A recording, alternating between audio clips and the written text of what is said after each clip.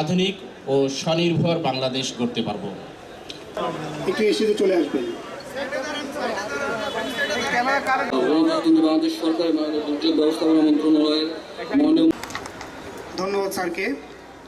এ পর্যায়ে সংক্ষিপ্ত বক্তব্য আপনাদের যোগ্যতা ও দক্ষতার ভিত্তিতে কর্মসংস্থানের সুযোগ সৃষ্টি করা। একই সাথে জেলা প্রশাসন ও পুলিশ প্রশাসনের প্রতি ধন্যবাদ জানাই, যাদের সার্বিক এই আয়োজনে আমাদের জন্য অত্যন্ত আনন্দ ও গর্বের। বাংলাদেশের মাননীয় মন্ত্রী জনাব আসাদুল হাবিব দুলু স্যার, আপনাদের উপস্থিত প্রশাসনের সম্মানিত কর্মকর্তাবৃন্দ, প্রিয় অতিথিবৃন্দ এবং উপস্থিত আছেন জেলা পরিষদের সম্মানিত প্রশাসক মহোদয় এবং যুব সমাজ এখানে উপস্থিত হয়েছে, তাদেরকে চাকরির ব্যবস্থা করা হবে। তো আমাদের অনেক কঠিন, আমরা যে পর্যায়ে চাকরি করি না কেন আমাদের ফেরতও চলে আসে না বলা মনে হয়। তখন কি হবে যে আপনার জায়গায় কিন্তু যিনি প্রকৃত অর্থে চাকরি করতে সেটাকে মেনে নিয়েই আমরা যেন চাকরিতে থাকি।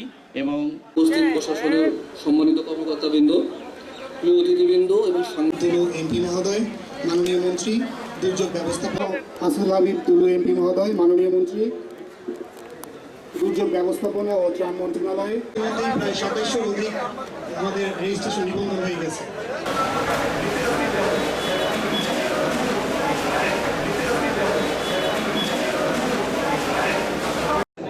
যে ব্যাপকভাবে কর্মসংস্থান সৃষ্টি করা হবে।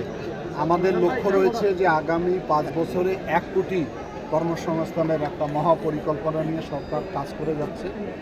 এখানে বেসরকারি শিল্প উদ্যোক্তা যারা রয়েছে এবং সরকারি ক্ষেত্রে এটা আমরা নিয়োগ দেওয়ার চেষ্টা করব।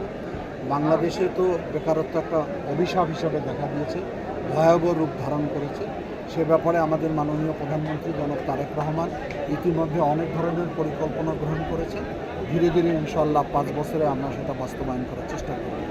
এর পাশাপাশি যারা হতদরিদ্র, যারা গরিব অসহায়, তাদের জন্য কিছু পরিকল্পনা ইতিমধ্যে বাস্তবায়ন শুরু হয়েছে।